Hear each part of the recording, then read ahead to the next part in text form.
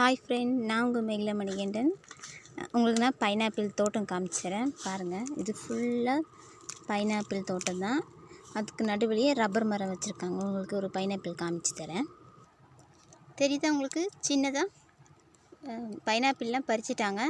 இந்த பேலன்ஸ் இருக்கிறது தான் இந்த ஊர் சைடு இருக்கிறவங்களாம் வந்து தேவையான அளவுக்கு பறிச்சுட்டு வீட்டுக்கு எடுத்துகிட்டு போய் சாப்பிடுவாங்க. ரொம்ப டேஸ்ட்டாக இருக்கும். பார்த்திங்களா, அந்த லாஸ்ட் வரைக்கும் ஃபுல்லாக பைனாப்பிள் தான்.